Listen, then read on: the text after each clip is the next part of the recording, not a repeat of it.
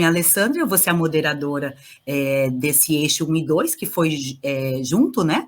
E a Bruna é a nossa monitora. Então, qualquer coisa que vocês precisarem também podem acionar o chat aqui, que o Eric, que é o nosso técnico, também vai poder estar nos auxiliando. Sugiro a gente começar pela ordem que está mesmo descrita os trabalhos que vocês receberam, em que a Sandra inicia, que está aqui conosco, né? Depois que está presente a Ritzieri, o João Paulo e, deixa eu ver, eu pulei a Janaína, desculpa, é a Sandra, a Janaína, e depois a Ritzieri e o João Pedro. É isso, pessoal? Então, a gente começa com o trabalho da Sandra, que é o acompanhamento do projeto terapêutico singular, através de grupos online no CAPES 2, de Ponta Grossa, no Paraná, que é um relato de experiência, e ela vai ter 10 minutinhos para poder estar falando, para que a gente tenha um tempo para o debate. Fique à vontade com a palavra, Janaína. Sandra. Ok. Então, bom dia a todos, a todas, a todos. Me ouvem bem? Ok. Bom, eu vou passar essa experiência que nós tivemos aqui no nosso CAPES em relação à questão da formação de grupos online, por conta aí das consequências da pandemia, né? Então, quando a pandemia chegou em 2020, os nossos atendimentos presenciais foram todos restringidos, não é? Porque a gente imaginou que seria uma coisa breve e, de repente, isso começou a se estender.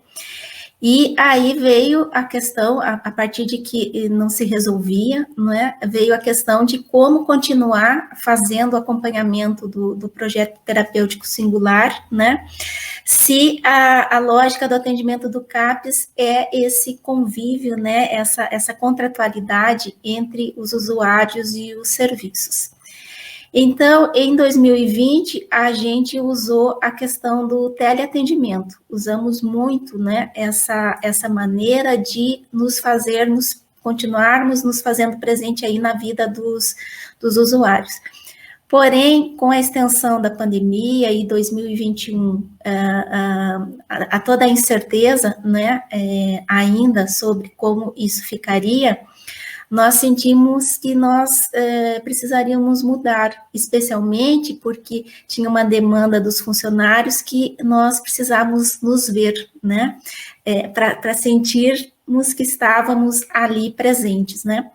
E aí a gente teve que novamente fazer uma reinvenção, e essa reinvenção aí veio através das salas virtuais, não é? Isso estava dando muito certo em vários segmentos, em muitas profissões, a gente começou a perceber que era um ambiente seguro, né? E aí nós, então, começamos a fazer esse acompanhamento através das salas virtuais, não é? Na internet, né? Com que objetivos, né? Dar continuidade aí à questão do acompanhamento do projeto terapêutico singular, retornar à metodologia em grupo, né? Que é a cara do CAPES, né? Que estava sendo ali nos esporádicos encontros que se faziam de forma individual. Então, retornamos à metodologia de grupo, né? Promovendo o contato visual, né, essa importância de se sentir juntos, seguros, né, e o convívio social, porque como a gente está tendo essa interação aqui agora, né, a possibilidade de conversar, de trocar ideias, de aquele grupo que se conhecia há tanto tempo, né, poder estar junto de volta, né. A gente começou, nós trabalhamos lá nas bases territoriais, então em Ponta Grossa são divididas em 6 bases, e nós começamos em 2, né, que é uma mini equipe ali mais próxima. Começamos em uma das mini equipes como um projeto piloto, né. Hoje esse atendimento já está começando a se estender para as demais equipes também, né. E aí tem uma questão muito importante, que essa experiência foi possível para nós através do engrossamento da equipe multiprofissional com a chegada dos residentes, né? Então, a residência técnica, 2 residências técnicas atuando aqui em Ponta Grossa, uma em saúde coletiva, outra em saúde mental, né? Que proporcionou que mais profissionais estivessem presentes, né? Para a gente ter pernas aí para colocar esse novo projeto em ação. E uma grande vantagem disso foi que várias especialidades que nem estão presentes, né, no conjunto mínimo do CAPES, por exemplo, a medicina veterinária, né, puderam vindo da saúde coletiva, puderam ser a odontologia, né, puderam ser agregadas na equipe, e isso formou aí um conjunto muito interessante do atendimento, né. Como a gente não estava habituado a essa questão do online, né, não saberíamos como isso ia acontecer, nós preferimos fazer o atendimento de forma mais diretiva, né? Então, como é que ele funciona? A gente traz um tema para discussão, né? Nesse sentido de a gente ter uma possibilidade de continência do que acontecer maior, por conta, né, da distância que estamos, né?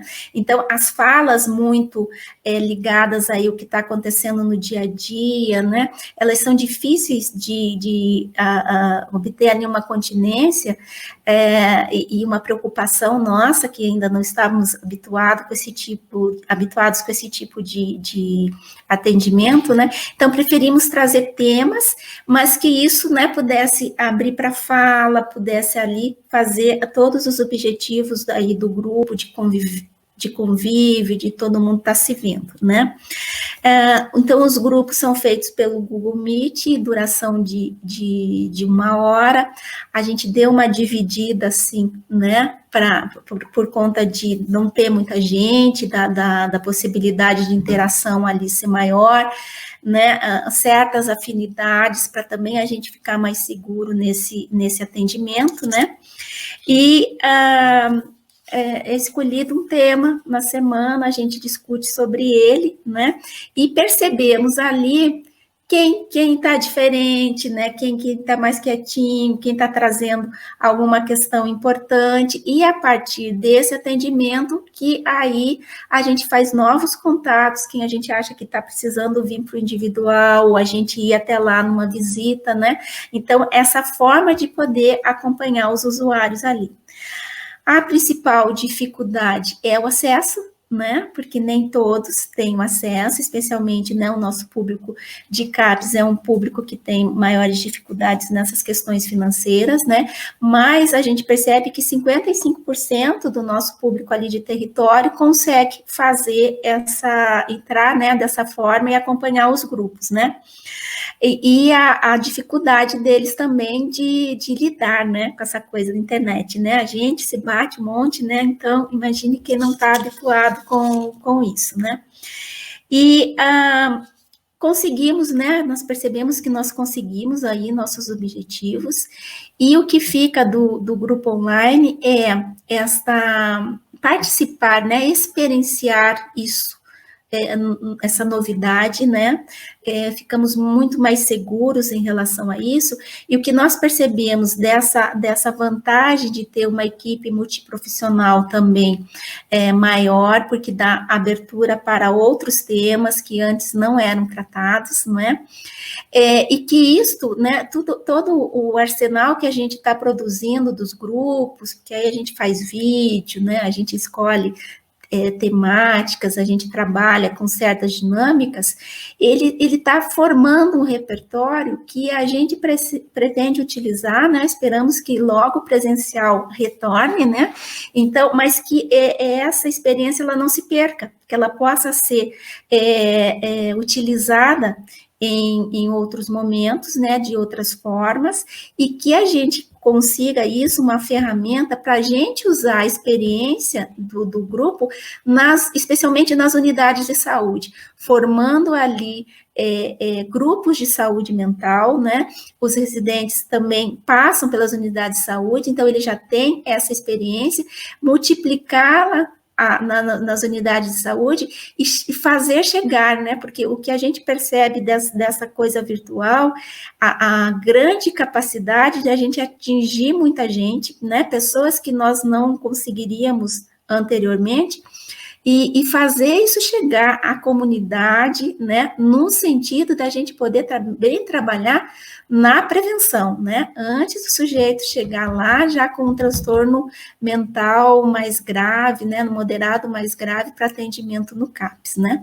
Então, tem sido uma experiência muito satisfatória, desafiadora, mas que tem trazido aí muitos frutos bons e que a gente espera que repercuta ainda mais, né? Que se expanda ainda mais. Ok? Obrigada aí. Muito bom, Sandra. Eu acho que eu vou pedir, deveria ter pedido inicialmente, para que você se apresente, né? Qual que é a sua função no CAPS, da onde você vem. Perdão, né? Que falta. Então, meu nome é Sandra Regina Wozniak dos Santos, eu sou psicóloga, né, no CAPS 2 de Ponta Grossa, no Paraná. Muito bom, linda experiência. Passamos agora para o trabalho da Janaína Dorigo dos Santos. Ela pode se apresentar e apresentar o título do seu trabalho. Bom dia a todos, então. Meu nome é Janaína, né? Sou mestranda em Educação na Universidade de Caxias do Sul. E o título do meu trabalho, deixa eu só pegar aqui, que eu estou apresentando alguns trabalhos essa semana, é Educação Popular e Saúde, Encontros pelo Estado da Arte a partir da política de educação permanente, de educação popular em saúde, de educação popular em saúde, né?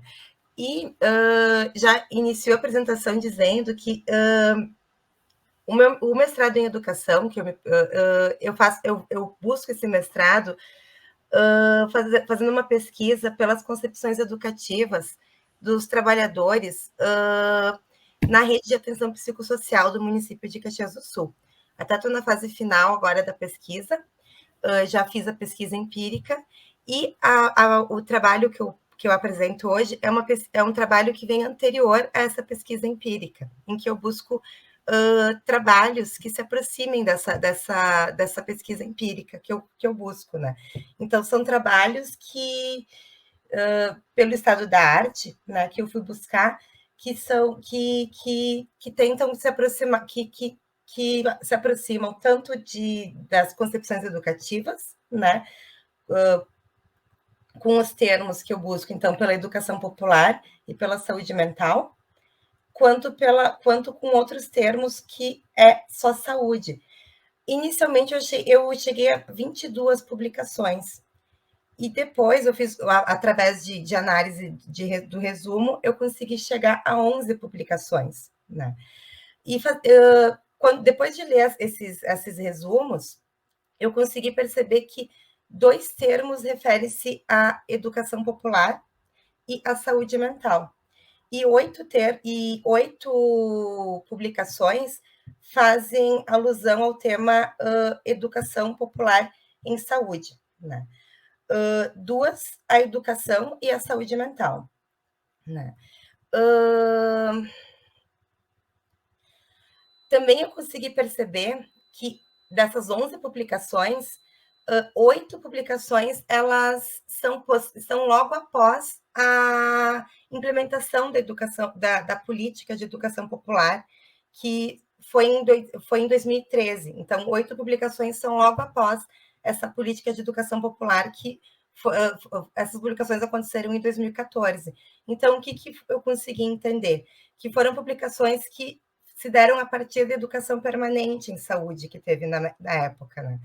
E aí eu consegui perceber que teve, sim, uma educação permanente a partir da legitimação dessa política de educação no âmbito da saúde, que é da educação popular em saúde, mas depois teve um esvaziamento de publicações a respeito dessa política, né? Claro que depois eu vou avançando, depois desse recorte que eu faço, e eu vou entendendo porque não tem tantas publicações a respeito, pela conjuntura que a gente está também de desfinanciamento de políticas públicas e de desfinanciamento em educação e em políticas de educação no âmbito das políticas públicas, né? E compreendo que um financiamento maior nessa política educacional, que é de educação popular em saúde, ela colaboraria para um fortalecimento da política de saúde mental, porque os preceitos dela, ela corresponde numa maior participação da população no âmbito da política pública, tanto que Vasconcelos, ele fala nisso, que a educação popular em saúde, ela colabora com a participação da população. Não trago nesse trabalho, mas mais adiante eu avanço antes de fazer a pesquisa empírica, né, que é fazer as entrevistas. Eu faço o entrelace das diretrizes da política de educação permanente e da política de educação popular em saúde com as diretrizes da política de saúde mental através da portaria da RAPS, e é possível perceber o quanto a implementação da política de educação popular em saúde no âmbito da RAPS, ela colabora para um fortalecimento da participação da população, porque não é só porque os conceitos da educação popular eles têm um aprofundamento teórico pela concepção freiriana, né? Então esse trabalho ele mostra o quanto não tem tanto, pelo menos pelos descritores que eu faço nos bancos de dados, eu não consegui encontrar tantos trabalhos logo após a implementação dessa política ali em 2013. Claro que também eu até aponto ali que eu considero que o meu recorte ele é muito amplo, né? O campo que eu vou pesquisar, que é nas relações dos trabalhadores e dos usuários dentro da rede de atenção psicossocial, ele é um campo muito amplo, né? E ele é muito rico também. Então, pode ser que, inicialmente, quando eu encontrei 240 publicações procurando por saúde mental, procurando por educação popular, eu teria que averiguar todos esses trabalhos, que pode ser que por movimentos populares, pode ser que fora dos serviços de saúde mental, pode ser que eu encontre publicações que falem sobre a relação de trabalhadores e usuários, mas acredito que a educação popular ela ainda está muito mais pelos movimentos populares do que pesquisas dentro dos dispositivos de saúde mental. O que não quer dizer, que daí eu já fiz a pesquisa empírica, que os preceitos da educação popular, que é o diálogo, né, o encontro, que se dá no encontro dos trabalhadores, não esteja impregnado, né, na relação entre os trabalhadores, né. Então, é por aí que caminha a pesquisa que eu fiz. Muito bom, Janaína, pensar também na intersetorialidade, caberia muito bem uma dobradinha ali com a Sandra, né? De juntar essa educação com o letramento digital. Mas depois nós vamos ter tempo para conversar sobre isso. Agora a gente chama, então, eu acredito que a Marcela caiu, é isso mesmo, Eric? Que ela estava aqui conosco até agora há pouco. Aí, então, a gente chama a Ritzieri, por enquanto a Marcela não vem. E depois aí chamamos o João Pedro.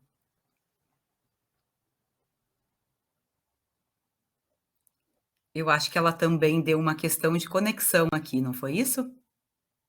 Acho que ela congelou ali, né? Você se importaria, João, de já assumir isso? Oi, está me ouvindo? Estamos sim. Pode ser por mim. Então tá bom, pode se apresentar, dizer de onde você vem, qual a tua função. Bom dia, meu nome é João Pedro, eu trabalho aqui no CAPS Infantil de Viamão, no Rio Grande do Sul, uma cidade pertinho de Porto Alegre, e eu sou redutor de danos aqui no CAPS. E aqui, como redutor de danos, eu tenho dois grupos com a temática da música, e o grupo se chama Tocando a Vida. A musicoterapia, ela se utiliza da música e dos seus componentes como harmonia, som, ritmo e melodia para facilitar e promover expressão, comunicação, aprendizagem, as relações mobilização, organização, dentre outros objetivos terapêuticos importantes para a aquisição das habilidades físicas, cognitivas e emocionais. O objetivo é apresentar na prática a musicoterapia desenvolvida aqui no CAPS. E, como eu falei, a gente tem 2 grupos, né? Um ocorre na segunda-feira, às 4 horas, e o outro na sexta-feira. A gente divide por idades, né? Um é dos 13 até os 15 e do outro é dos 15 até os 18 anos. Né? Eles costumam ficar aqui até os 18 e um pouquinho de alguns meses, assim, né? A gente tem uma certa dificuldade de desvincular os jovens aqui para passar para o CAPS adulto, né? Porque a temática é completamente diferente, a abordagem é completamente diferente, os usuários são completamente diferentes, então a gente acaba segurando um pouco mais, né? E assim, para mim é satisfatório, é realizante, porque eu sou músico há muito tempo, né?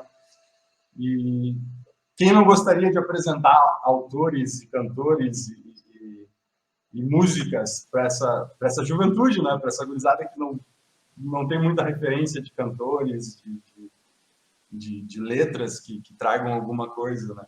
A gente começa trabalhando com algumas letras, né? E dali eles dão uma olhada, eles leem e tentam se identificar com alguma coisa. A gente tenta apresentar músicos da MPB, daqui a pouco alguma coisa no rock que eles gostam, né? Mas eles têm uma influência muito da música coreana, dessa cultura mais oriental, assim, eles estão bem carregados disso, né? Até que mudou. A minha geração é muito influenciada pela música americana e a deles por esse lado meio oriental, né?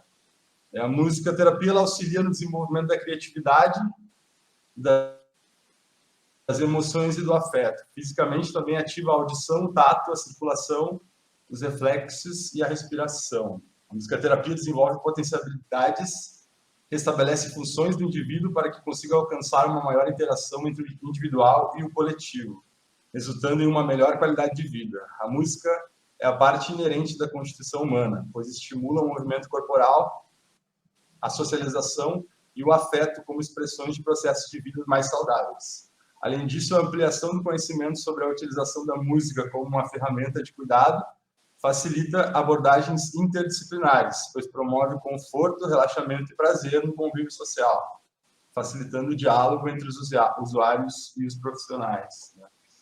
Todos têm em comum que, no seu momento de crise ou na ansiedade, né, eles escutam música para, de alguma forma, baixar essa ansiedade ou conseguir apagar o que tem na cabeça na hora. Né? Não necessariamente eles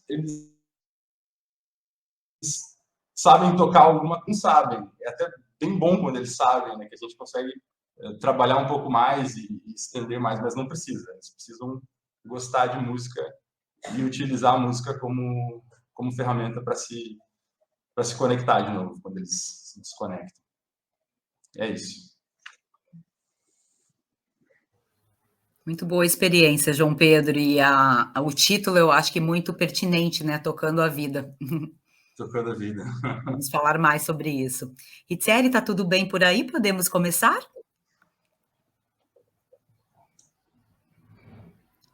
Vamos. Eu Então, acho que eu tenho problema na conexão. Se você achar que melhora fechando a câmera, você fique à vontade, Não como estou você conseguindo. mais alto. Oi. Eu acho que, eu não sei se a minha conexão ou aparelho. Eu acho que não é porque vai carregar, eu acho, e não tá. Vamos ver. Uhum. Não tá fechando a câmera. Aí tinha dado certo. Uhum. Fechou a câmera, agora você está só com me escutar áudio. melhor agora? Parece que melhorou. Tá. Uhum. Tá, então o meu trabalho, né, o meu resumo com o título Saúde Mental Hoje, o olhar às pessoas em crise e o fazer do assistente social.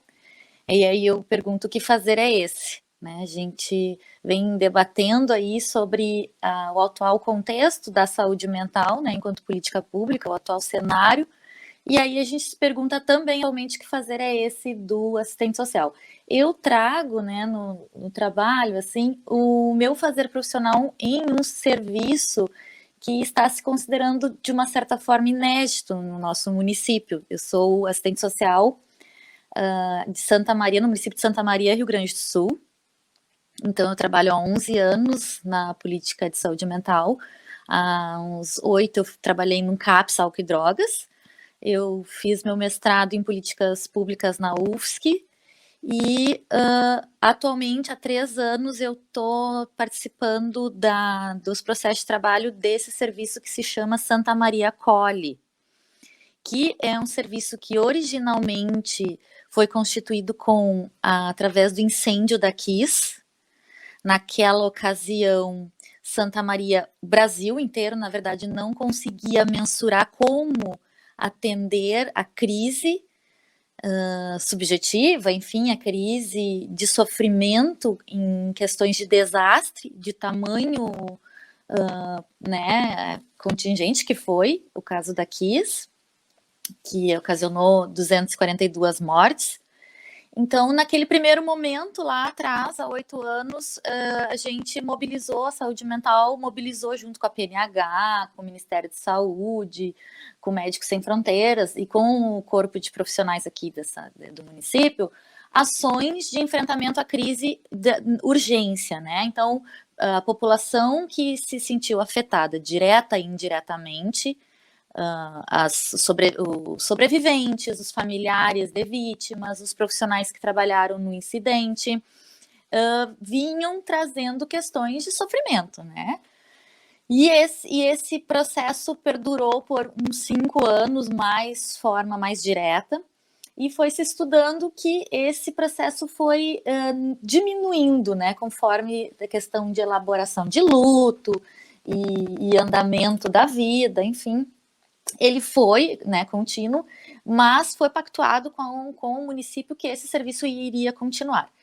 Ele foi se adaptando, então Santa Maria Acolhe foi se adaptando a uma nova demanda que começou a vir à tona de forma mais forte, que era uma demanda de pessoas que não eram contempladas em nenhum serviço de saúde mental, né, não eram para CAPS, não eram para ambulatórios, policlínicas, e que precisavam, por algum momento da vida, pessoas com cotidiano sem nenhuma questão crônica, né, enfim, e que por alguma decorrência da vida, acidente de trânsito, violência urbana, perda de algum familiar, rompimentos afetivos, perdas de trabalho, enfim, entravam em crise. Não é aquela crise, então a gente tem também vasto estudo sobre que crise é essa que a gente fala, então é uma crise de sofrimento e que possa levar, direto ou indiretamente, à vontade de morrer. A vontade de morrer, muitos casos, tem a ver com o suicídio. Então, bom, eu perdi as esperanças, eu perdi o pensar nas possibilidades do amanhã, em decorrência do que aconteceu, eu vou, então, pensar na morte. E aí, tentativas, ideações, enfim, de suicídio. Então, essa população não sentia-se atendida e contemplada em nenhum serviço de saúde mental, e o Acolhe Santa Maria começou a olhar para isso, estudar sobre suicídio, estudar sobre sofrimento, estudar sobre todos nós, em algum momento da vida, passamos por essas experiências e... Então, a gente começou a ampliar o nosso olhar para isso. Nisso veio a pandemia, né, ano passado, que hoje a gente percebe mais cientificamente, até assim a gente pode dizer, com mais propriedade, que também influenciou diretamente a questão de gatilhos de sofrimento e pensamento, ideação de suicídio, em função dessa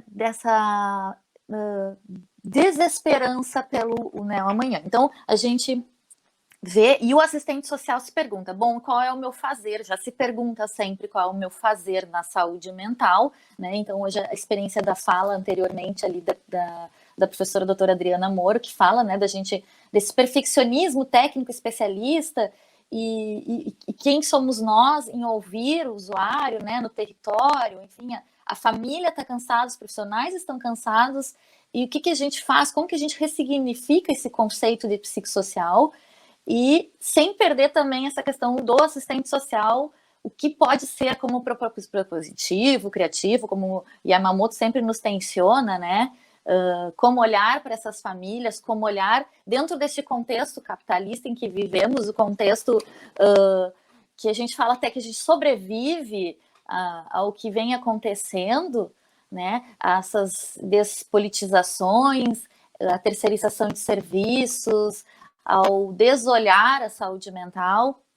Então a gente se pega tentando ver, bom, como que é o nosso modus operandi hoje, né? Sem ficarmos subalternos também a outras profissões que historicamente a saúde mental nos mostra, né? A questão do psicólogo, do psiquiatra, enfim, dessas ações. Como compor junto essa equipe multiprofissional, esse trabalho interdisciplinar, e olhar essa crise subjetiva sem perder o nosso fazer profissional. E aí a gente se questiona que fazer é esse nessa crise subjetiva, né? Então, esse trabalho a gente vem tensionando, a gente tem uma equipe equipe de saúde residente de saúde mental, né, no Acolhe.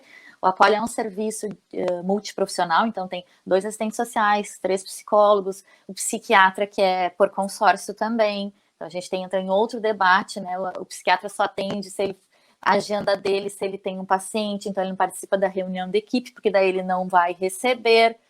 Então, existem essas mazelas que a gente ainda tem que lutar, né? E a gente tem proposto, a gente faz apoio matricial na estratégia de saúde de família, na atenção básica, ações no território de pensar o que é esse sofrer, o que é proposta de produção de cuidado, né? Produção de vida, e não a saúde em si, com essa questão, né, para além, rompendo com a questão saúde, doença, enfim, essa dicotomia. E a gente, então, vem trabalhando muito com a educação permanente, né? A reunião de equipe a gente tensiona muito e a gente tenta fortalecer o núcleo do serviço social para trazer essas indagações aos demais colegas. Então, acho que, resumindo um pouco, assim, é essa nossa experiência. Maravilhosas experiências, né? Muitas trocas interessantes mesmo. Érica, eu quero saber se a Marcela, ela conseguiu voltar? Será que ela está na sala? Não. Tá certo. Vamos fazer um combinado, então, se mais alguém entrar, a gente começa a debater um pouco, vocês podem se conhecer melhor, trocar experiências, mas se alguém entrar, daí a gente dá uma paradinha para que a pessoa ainda tenha a chance de apresentar o trabalho, né? Acho que até o último instante que a gente puder estar aqui na sala, vocês concordam?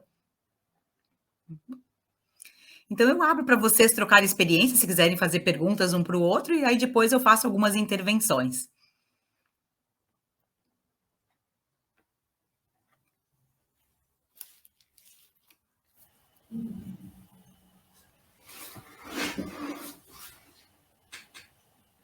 Acho legal essa possibilidade de troca aqui, que parece que só muda de lugar, né?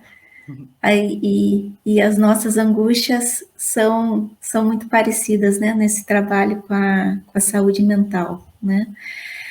Eu acho que gostaria de trocar, eu até antes de estar aqui estava num encontro sobre saúde mental da nossa RAPS aqui de Ponta Grossa, né? E a gente está fazendo o encontro das mostras hoje. E falando muito sobre essa questão da pandemia, né? Apesar de todo o sofrimento e, enfim, tudo que ela trouxe de ruim, como a gente pode crescer, né, e pensar em novas coisas, pensar em novas formas de abordagem a partir da dificuldade que ela trouxe, né. E essa questão da equipe multiprofissional, ela é interessantíssima, né, porque a gente sempre está nesse dilema, trabalhar no multi e não deixar de fazer o que é da nossa área específica, né? Quanto isso pode contribuir, né, para o trabalho.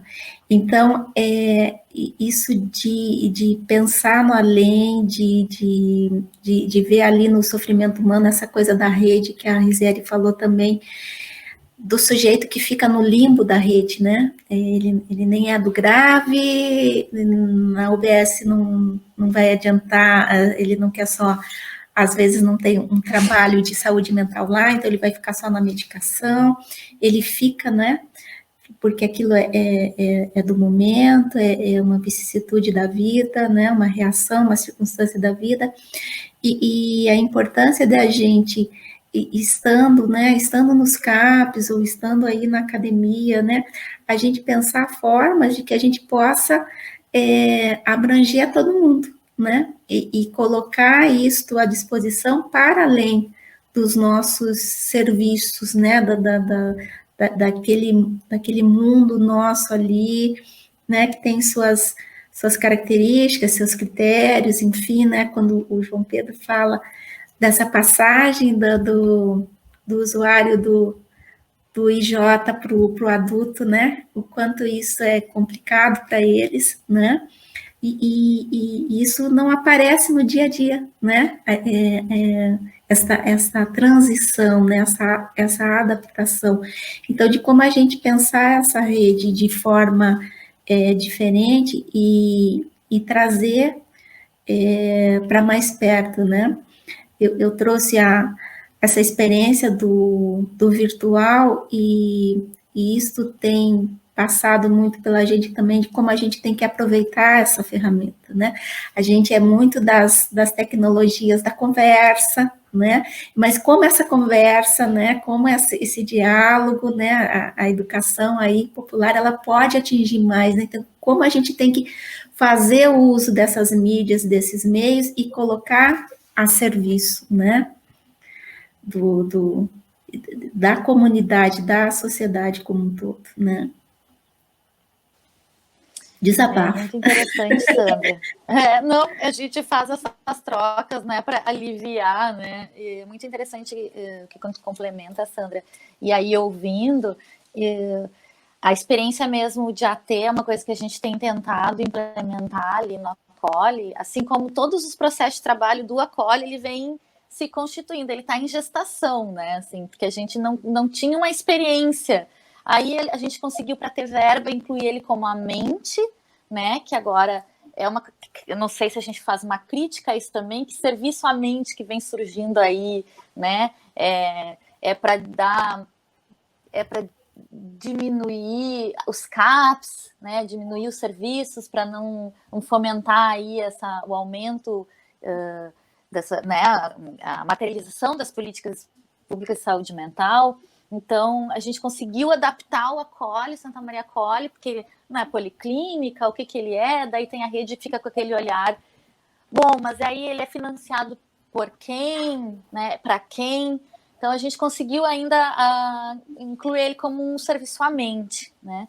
E a gente tem feito esse diálogo com todos os serviços da RAPS, né? Ali os CAPs, enfim, também, para ampliar o nosso processo de trabalho e ser mais um serviço e não um serviço a par, né? Porque também teve essa questão, assim, de fragmentar o serviço. Bom, nível especializado, mas aí não é questão cronificada, não é para CAPs, não é um ambulatório. O que vocês são? Bom, a gente se pergunta, então, o que nós somos. A gente tenta entender essas complexidades do perfil dos usuários, da comunidade, do contexto econômico, do contexto da cidade. E aí essa questão da arte, eu fico pensando, né?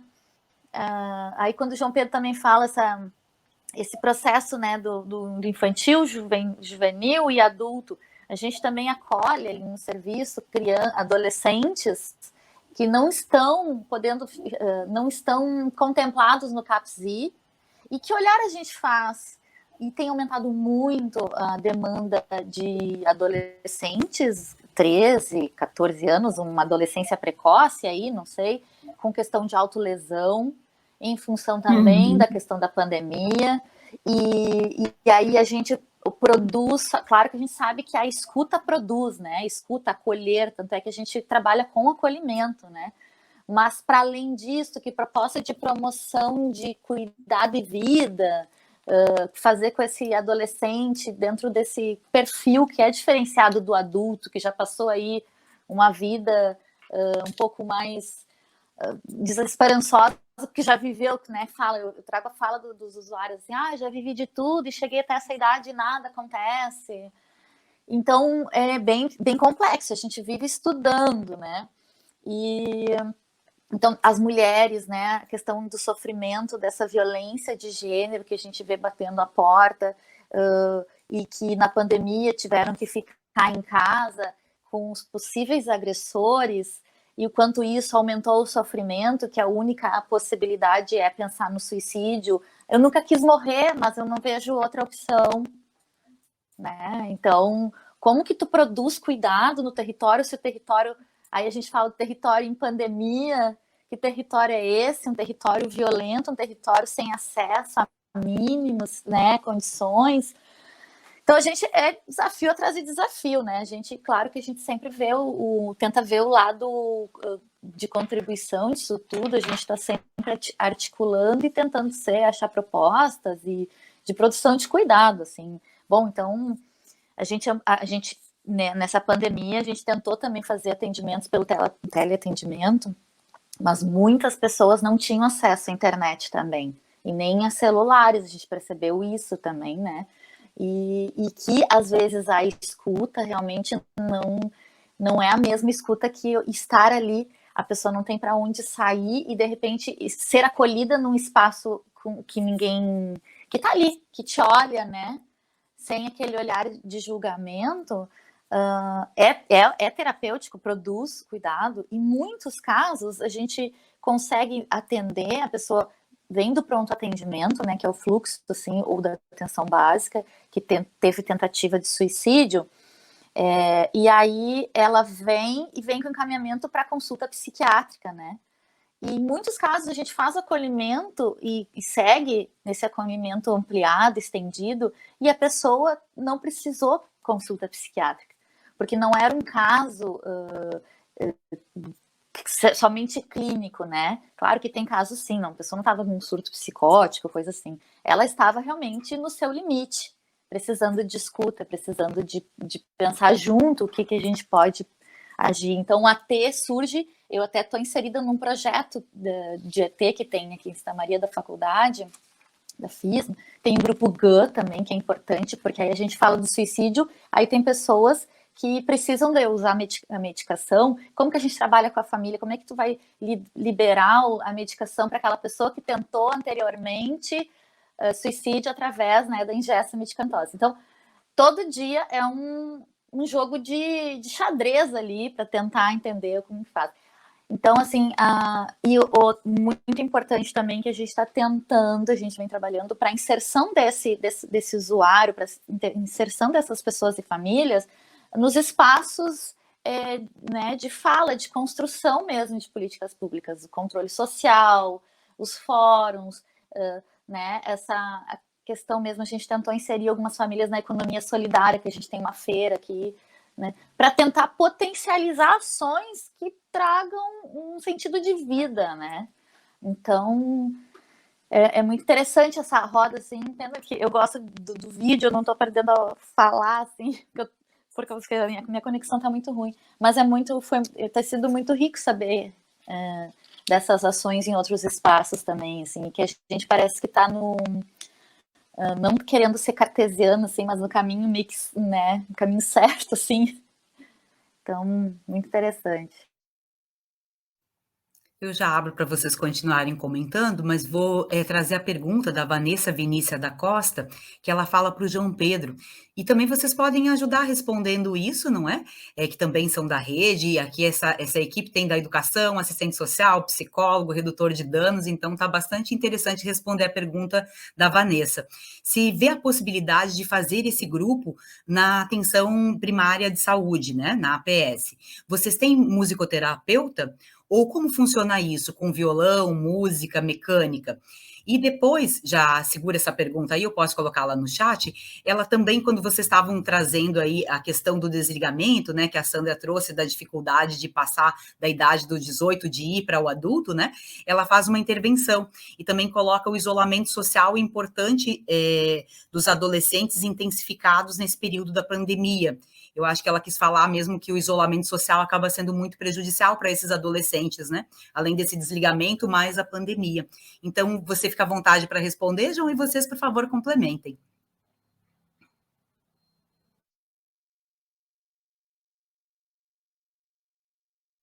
Você quer que eu coloque a pergunta aqui no chat? Facilita para responder?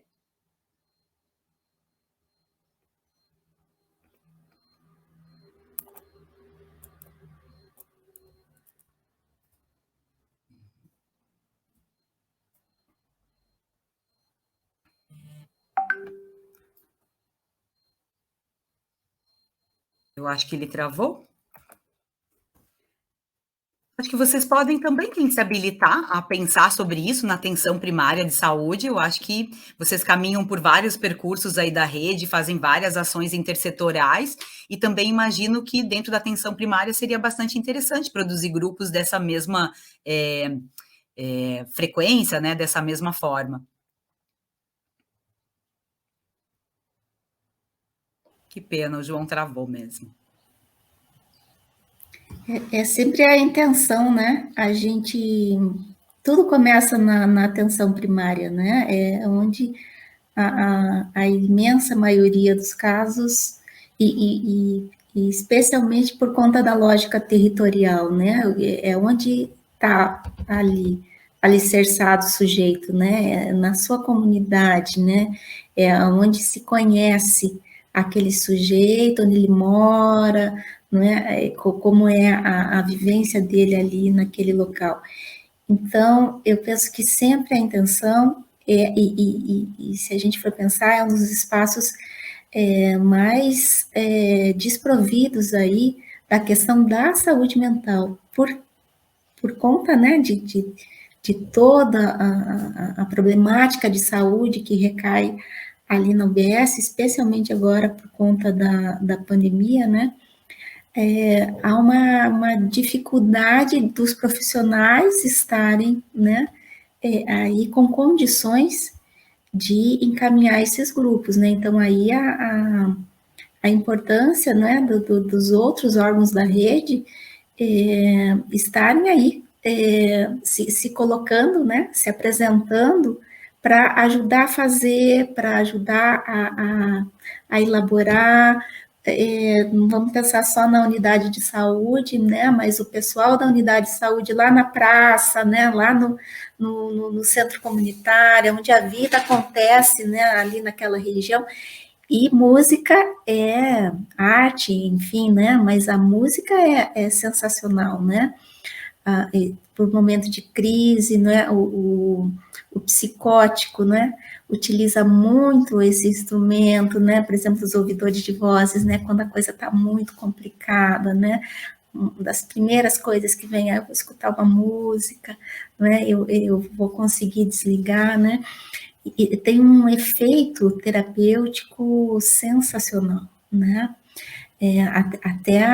os musicoterapeutas deveriam ser, assim, profissionais aí obrigatórios, né, na rede de atenção psicossocial, né, porque encaminhar tudo isso, e o que o João falou que eu achei sensacional, assim, apresentar coisas novas, né, porque às vezes a gente está falando aí de locais, né, em que acontece uma redução, né, do que é do momento, e eles não têm condição de conhecer, né,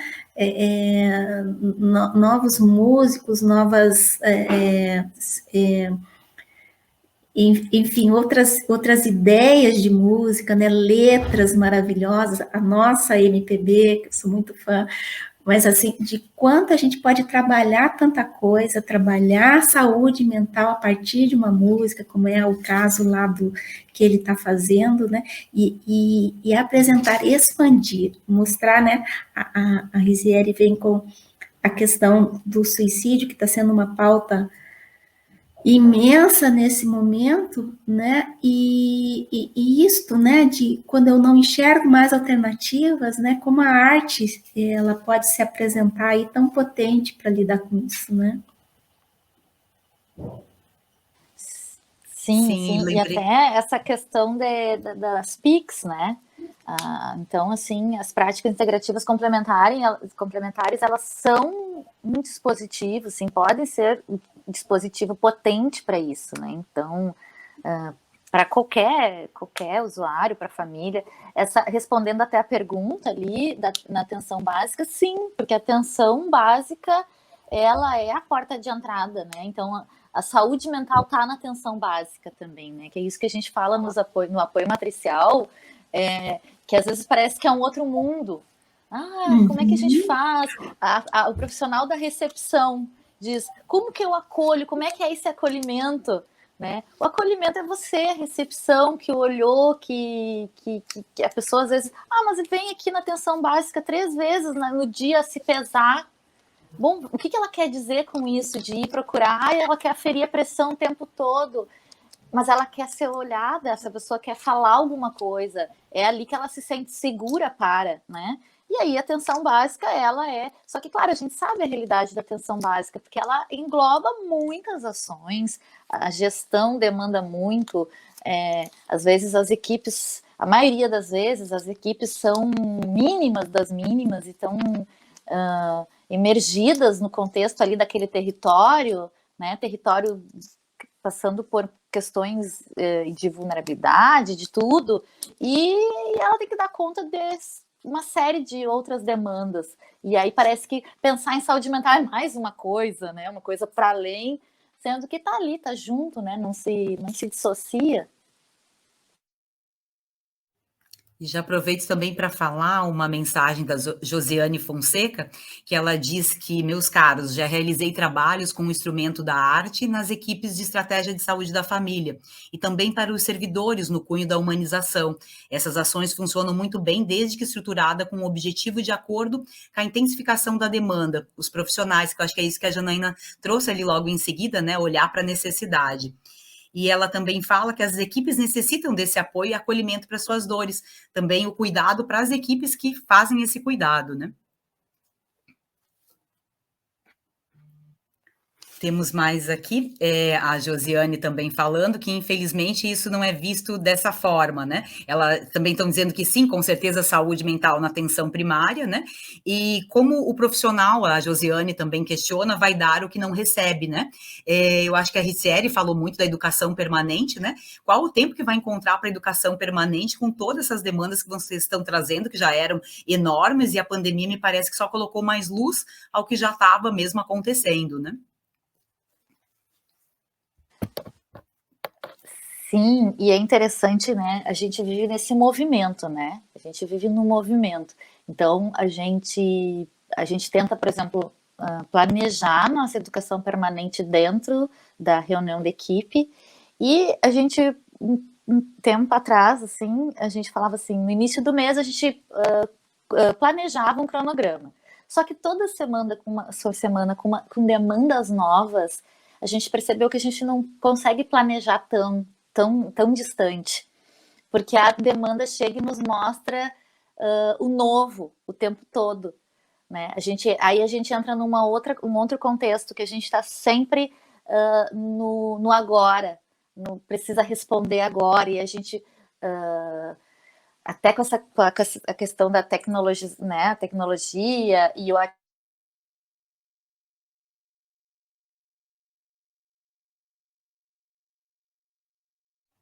Bem no momento que ela fala da tecnologia, se é difícil para a gente, imagina como acessar tudo isso, não é? Os usuários conseguirem fazer... opa, voltaram os dois ao mesmo tempo, que bom. Pedro, eu acho que começo por você e em seguida vamos tentar apresentar o trabalho, Marcela, se a conexão estiver nos ajudando. Tem várias, ficamos debatendo aqui, João, depois você vai ter a oportunidade de ver isso gravado, teve muitas opiniões e apontamentos a respeito da musicalização, mas você fique à vontade para comentar também. Claro, eu vou... Essa aqui que está do meu lado, aqui, deixa eu mostrar aqui, ó. Essa é a minha coordenadora, a Renata.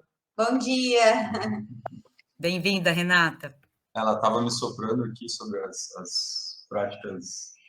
Não, a gente se inscreveu como coautores, né? E eu estava explicando para ele, e ele sabe, né? Mas enfim, eu estava soprando para ele que sim, que ela está perguntando se era possível aplicar musicoterapia na atenção básica. E ela faz parte das práticas integrativas complementares e é uma prática muito utilizada na atenção básica para promoção de saúde mental, né, lá na atenção básica. Então, eu estava dando uma soprada para ele nisso, assim. E explicando um pouco melhor a estrutura, né? Eu toco alguns instrumentos. Eu toco instrumentos de percussão, instrumentos de corda, e eu canto também, né? Eu canto há um bom tempo, assim. Então, eu nunca consegui separar muito o meu fazer da música, né? Eu sempre acabei linkando uma hora ou outra. Eu tenho toda uma caminhada na assistência social, né? onde eu trabalhei com medida socioeducativa, com acolhimento institucional, e sempre consegui colocar música. Né? Então, na saúde mental não tive dificuldade nenhuma, né? Porque, inclusive, a adesão desses grupos, né? Desses dois que eu tenho, ela é muito grande, né? Talvez um dos maiores aqui do CAPS, porque o adolescente se identifica com essa temática, né? Se identifica com isso e enfim, às vezes a coisa flui naturalmente sozinha, né? A gente não precisa ter uma linha, assim, a gente tem que ter uma música para trabalhar, né? Tendo uma música, e é muito comum, né? Letras que falem de dependência química, letras que falam de depressão, de ansiedade, enfim, no contexto mais atual, assim, possível, né? E músicas antigas também, músicas antigas que de alguma forma fazem eles olharem a vida de outro jeito, né? de outra perspectiva também. Eles aderem bastante. Eles não notam muita diferença assim nas músicas antigas. Isso é bem engraçado. Assim, eles acham que as vozes são parecidas. A Elis Regina tem a mesma voz da Cássia Eller, é voz antiga, sabe? Eles não diferenciam muito isso. Mas eles são muito abertos para entender um pouco da mensagem, né? Eu tive experiências bem positivas com o Nando Reis, por exemplo, né? Eles nunca ouviram falar de Nando Reis. Um adolescente de 15, 16, 17 anos não tem ideia quem é Nando Reis, mas conseguiram ver nas letras dele e se identificar com muitas coisas que ele fala, né? E eu acho que era isso, né? Mas era alguma outra coisa? Vamos seguindo conversando aqui mesmo. A Vanessa ainda segue falando aqui que ela percebe que isso que diferencia os profissionais que trabalham com música, mas nem sempre temos profissionais disponíveis com essa habilidade, né? E ela diz que acha isso muito incrível mesmo, né? Poder ofertar essa atividade, né? O nosso CAPS tem um quadro multi também, que não foi compartilhado com vocês ali, né? A gente tem oficineiros, né? Oficineiros de música, de dança, de teatro, de artesanato, de culinária, né? Panela Coletiva, que é um grupo que trabalha ali na cozinha, ali, que é bem interessante, né? Mas eu não sou oficineiro de música, né? Por isso eu não chamo de oficina, é um grupo tocando a vida. Vocês até falaram do nome, né? É uma expressão, né? A como tu tá quando te perguntam como tu tá e tu tá meio mal, assim, eu tô tocando, tô levando, né? Tô tocando a vida. Foi por aí que a gente trabalhou. Vocês querem comentar mais algo antes de a gente começar a apresentação da Marcela, que eu não sei se ela não caiu também, né? Ai, querida, voltou, que bom. Então vamos aproveitar esse momento. Pode se apresentar, por favor, e apresentar o título do seu trabalho. Tá, obrigada. Bom dia, gente. Eu sou Marcela, sou professora aqui na Federal Fluminense, em Niterói, na Escola de Enfermagem, eu sou enfermeira de formação, e a gente aqui desenvolve um projeto, né, com os temas de recovery, de ouvidores de vozes, e hoje eu trouxe para a gente conversar um pouco sobre os grupos de ouvidores de vozes, né? É um estudo de campo, né, que a gente fez depois da autorização do Comitê de Ética. Os grupos têm acontecido de forma online, né, semanalmente, e a coleta de dados foi, então, em 2020 e início de 2021, e esses dados estão envolvidos no âmbito desse projeto Guarda-Chuva, né, desse projeto maior. Não sei assim, se todo mundo já ouviu falar sobre os grupos de ouvidores de vozes, então acho que posso começar falando um pouco que eles são difundidos aí pelo mundo através de uma rede que chama Intervoice, que é uma rede aí que vai pensar nessa abordagem Hearing Voices, né? Que vai considerar a experiência de ouvir vozes como algo que pode fazer parte de uma resposta ao sofrimento de forma mais específica para essa pessoa, na sua lógica da experiência humana, né? Então, aqui a gente não pretende abordar o tema das vozes como uma doença, como uma patologia, né? Um sintoma, um transtorno, e sim enquanto uma experiência humana, né? E inerente à história de vida daquela pessoa, ao dia a dia dela, né? E essa abordagem ela foi desenvolvida por um psiquiatra, né, chamado Marius Home, e a paciente dele, a Patsy, há 30 anos na Holanda, né? E eles juntos concluíram assim, que, de certa forma, eles não consideram correto a gente identificar a experiência de ouvir vozes generalizando isso como uma doença, né?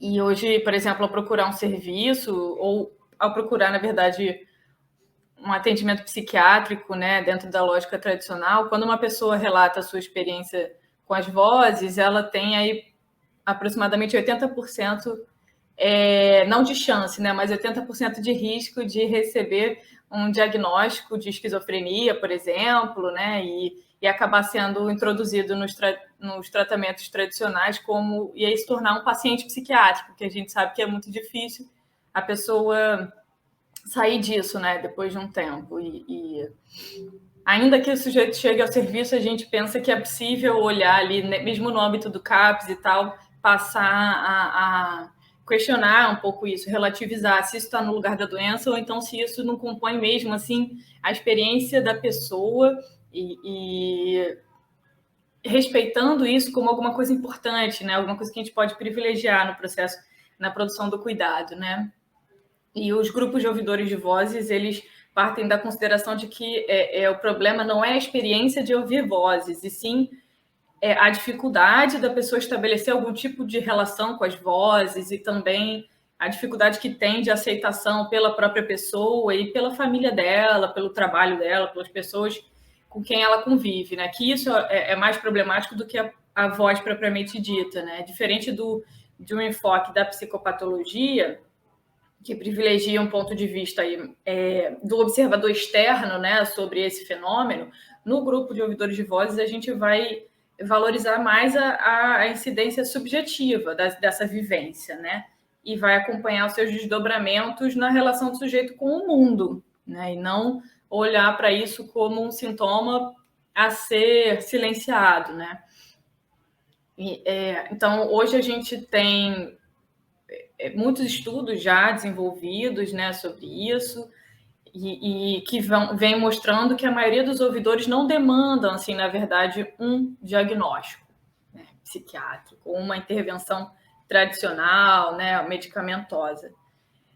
Inclusive porque a gente sabe da limitação dos medicamentos, né, não só pelos seus efeitos adversos, seus efeitos colaterais, mas também pela limitação de intervir, assim, né, nessa produção, né, nessa experiência. E então compartilhar as vozes, compartilhar os efeitos das vozes em grupo parece ser útil, né? Pode ser útil para contornar esse caráter que tem sido como algo de fora do sentido da experiência, né? Porque nessa lógica do grupo a gente vai introduzindo outras formas de se haver com isso, né? Uma solução que tem sido muito usada pela psiquiatria tradicional para lidar com a audição de vozes, que a gente sabe que tem sido historicamente ignorar a experiência da pessoa com as suas vozes e concentrar na remoção disso que é considerado um sintoma com o uso de antipsicótico, né? E a gente sabe que tem essa limitação dos antipsicóticos e que a gente tem a ideia, né, tem a proposta pela antipsiquiatria, pela reforma psiquiátrica, de incluir a pessoa nas escolhas, né, de como que ela quer cuidar da saúde dela, né. Vocês estão me ouvindo bem? Só para... Então, a forma como cada pessoa vai lidar, né, com essa experiência de ouvir vozes e com a sua, digamos, recuperação dos problemas envolvidos com ouvir vozes, né, está muito relacionada à história de vida da pessoa, né, as possibilidades que ela tem, o arsenal dela de estratégias, e que esse arsenal pode ser reconstruído também a partir da experiência com seus pares, né, ali na esfera do grupo. E a gente observa isso, por exemplo, se a gente comparar entre os ouvidores de vozes que procuram ajuda da psiquiatria tradicional e os ouvidores que não precisam, que consideram que não precisam dessa ajuda, né, psiquiátrica, e que as características das vozes deles são similares, né, inclusive. Não quer dizer que uma voz é mais fácil de lidar do que a outra, né. Experiência sonora, ou a frequência com que a voz surge, né, ou até o seu conteúdo, mas o contexto de vida é que vai acabar fazendo diferença, o sentido que cada um atribui a essas vozes, né, a relação que é possível de se estabelecer ou não com essas vozes é que faz diferença, né. A pessoa que não se torna um paciente psiquiátrico, em geral, é aquela que consegue estabelecer uma relação, atribuir um sentido, né, de certa forma, aceitar o lugar das vozes na sua vida. E uma diferença importante, então, entre esses dois grupos é que uma pessoa recebeu uma informação, né, de que ouvir vozes é alguma coisa muito ruim, né? Quando a primeira vez que ela contou para alguém, ela contou de uma forma que ela viu uma reação muito negativa, né? Que a pessoa ficou com medo, ficou assustada, né? A pessoa já indicou que ela buscasse um médico, que isso é um problema. E isso fez muito impacto, né? Se a pessoa entendeu como uma experiência muito negativa, alguma coisa que então tem que exterminar, ou se ela entendeu como algo que a compõe, né? Como algo que faz parte da sua experiência humana. Então, ao longo do dia a dia é que isso também vai se dando, né? Um pouco.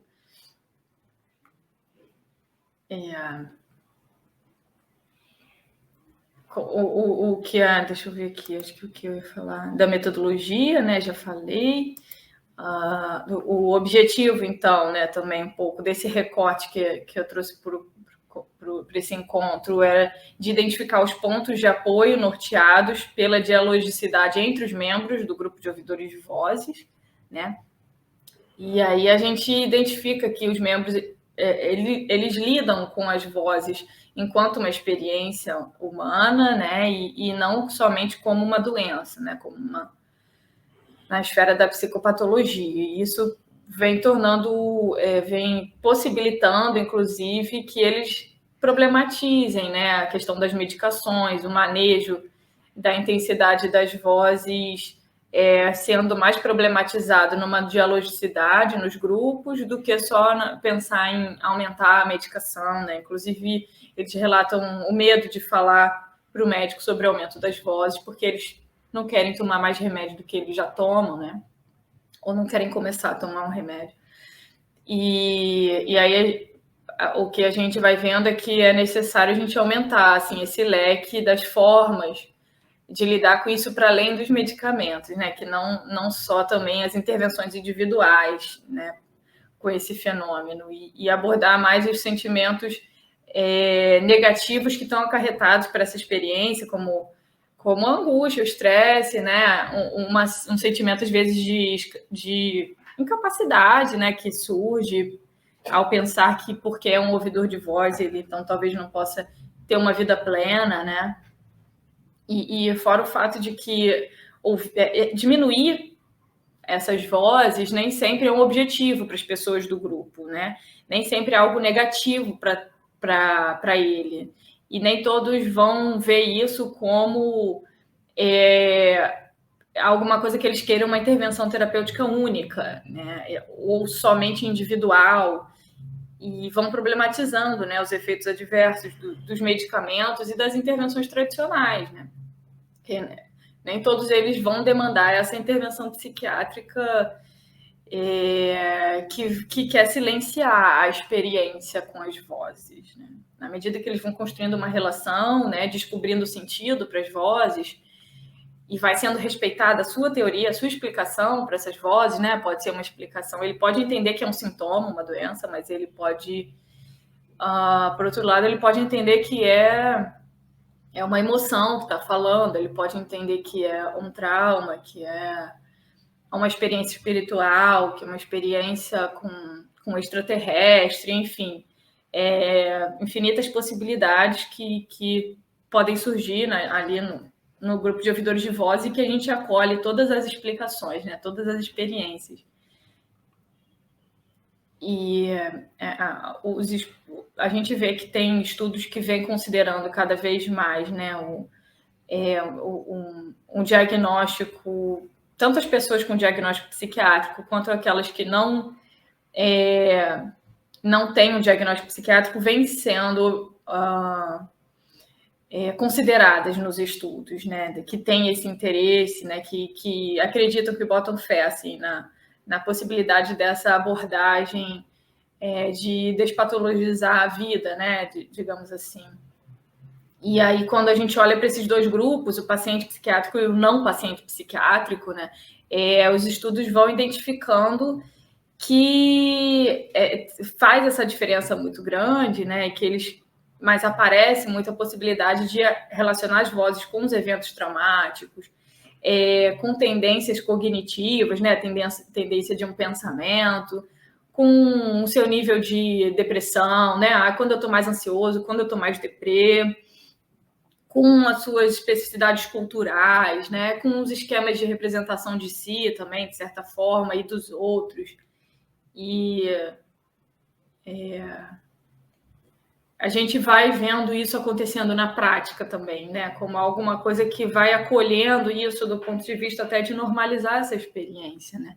Então, o sentido que a gente vê ali que eles vão atribuindo às vozes é que influenciam também no conteúdo das vozes, na característica das vozes, a gente dizer que ele dá um sentido para a voz e que a gente respeita, né, e que essa voz ela é bem-vinda, o nosso papel não é acabar com ela, né? Esse tipo de funcionamento parece que vai fazendo diferença também no conteúdo, se as vozes vão se tornando, às vezes, menos duras também, né? Quando elas passam a ser acolhidas pelas pessoas que estão no convívio dessa pessoa, e como algo que pode ser específica dele, né? Eles podem ter ali a perspectiva de que elas são boas companhias no seu dia a dia, em alguns casos, né? E quando elas são uma experiência difícil, a gente vai vendo ali no grupo a possibilidade deles trocarem estratégias, né, de como lidar com isso. Então, vai fazendo mais sentido que a gente aposte nessas outras alternativas, né, que podem ser adotadas para se lidar com essas experiências, ao invés do enfoque tradicional, né, biomédico.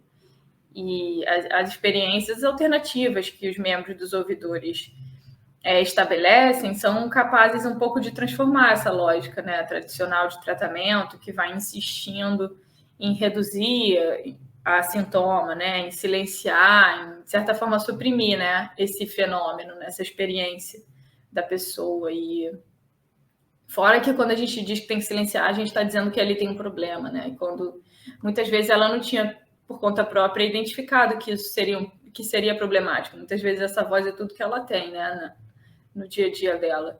Então, no âmbito dos grupos de ouvidores de vozes, a gente pensa em dinamizar um pouco mais uma certa dialogicidade, né, onde essas vozes podem ser entendidas de uma forma cada vez mais singular, de uma forma que se compreenda os conteúdos das vozes como algo inerente à história de vida da pessoa, né, e não simplesmente a gente pegar o fato de que a pessoa ouve vozes, né, o que é essa voz, de onde ela vem, qual foi a primeira vez que você ouviu, né, o que aconteceu, né, nos últimos anos antes de você viver essa experiência. E também a intensidade das vozes, né, o manejo do conteúdo, se tem um ponto central ali, né, para o estabelecimento dessa dialogicidade com a voz e com os participantes do grupo, né, que passam a apoiar uma certa relação de apoio, de suporte no desenvolvimento de novas estratégias, né, para serem desempenhadas pelo ouvidor de vozes, né, para que ele venha a se relacionar com essa experiência de uma forma mais compreensiva, de uma forma mais natural, menos estigmatizada, né, uma forma menos negativa de ver essa experiência.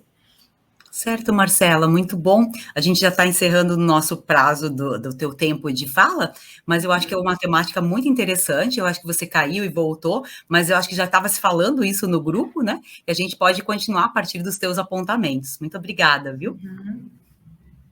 Ok, você quer que eu faça algum encerramento? Isso, pode só concluir, por favor, e aí a gente não conclui, né? Não é um fechamento, mas só para a gente encerrar essa etapa e começar no diálogo mesmo, as perguntas também que vierem a surgir. Uhum.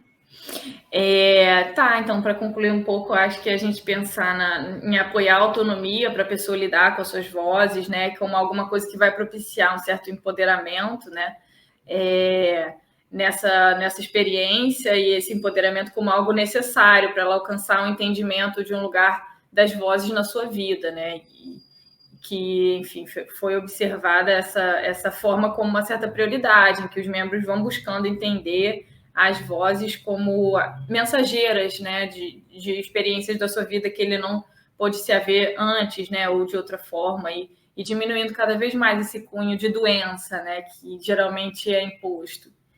É como uma possibilidade de uma relação mais saudável, né, e efetiva no manejo. Enfim, acho que é isso. Vou deixar meu e-mail também, quem quiser trocar mais sobre isso, assim, ainda mais que eu caí. Fico às ordens aí para quem quiser trocar mais. Obrigada, gente. Nós que agradecemos, Marcela. Fica aberto, então, o espaço para vocês continuarem conversando. Só vou fazer um apontamento, se o João Pedro puder dar uma olhadinha no chat também. A Fernanda está dizendo que deu vontade de conhecer o teu CAPS. Aqui temos uma dificuldade de ter uma equipe mínima com profissionais além da equipe mínima, né? Por muito tempo, e não tivemos nem a equipe mínima, né? Então, a equipe mínima, eu acho que lá não acontece, né?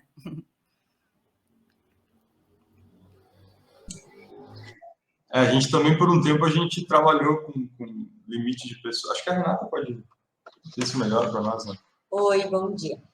Então, a gente tem o privilégio de ter profissionais diferenciados aqui na nossa rede, né? A gente conta com um oficineiro, a gente conta com um redutor de danos, e esses profissionais a gente sabe que não é em todos os lugares que tem, né? Em termos de quantidade, muitas vezes a gente acabou também ficando com uma equipe bem pequena, assim. E nesse momento nós estamos com uma equipe bem pequena também, assim, a gente está com muito menos do que a gente já teve, né? E a gente trabalha de portas abertas, então a gente tem uma demanda imensa, assim, a gente atende a toda a infância e adolescência do município de Viamão. E a gente também, como a colega também falou, a gente também tem aquela questão aqui na rede do limbo, né? Que tem aqueles casos que não são graves o suficientes para estar num CAPS, mas também a atenção básica tem que ser feito todo um trabalho, assim, para acolher determinadas situações. E também existem, né? A gente percebe que essas dificuldades, elas estão em todos os lugares, assim, que isso é muito comum. Mas a gente está também num processo de transição por aqui, né? O plano é que a gente passou esses 2 últimos anos, né, de pandemia com bastante dificuldade em termos de recursos, de número de equipe, enfim. Mas o planejamento agora é que isso aumente, que isso dê uma organizada também por aqui. E fora que a gente está num contrato temporário também, né? A gente está passando por uma renovação agora ou não. Vocês falaram bastante das terceirizações, né? É uma dificuldade que o município aqui de Viamão também encontra. Inclusive, agora a gente está nessa incerteza, assim, até o final do ano, se a gente continua ou não. Na verdade, assim, a gente está passando por um processo de licitação nesse momento, né? Então, a gente está aguardando se a empresa que a gente trabalha vai ficar ou não. Então, estamos aí nesse processo aí, né, de lutas aí também. A Marcela voltou. Se faltou alguma questão que você queira complementar, Marcela, que você caiu, ela está com um áudio apenas, né? Fique à vontade também para complementar, se tiver mais alguma pergunta que vocês queiram fazer. Tô por aqui, tô aqui. Vocês parecem que eu caí, mas não caí. Ah, tá. Bom, então aproveito para falar o que a Vanessa está dizendo aqui, que contrato temporário é triste pela descontinuidade desse trabalho lindo, né? Então, acredito que vocês também devam ter experiências bastante semelhantes à de Viamão, né? De projetos que se iniciam, muda a gestão, muda profissionais e acaba se encerrando um processo que estava indo muito bem, né? Sem contextualizar se é bom para o usuário ou não, mas simplesmente chega e é devastado, né? Eu acho que isso é um pouco geral aí nesse atual conjuntura que a gente vive, né? Eu acho que de norte a sul mesmo.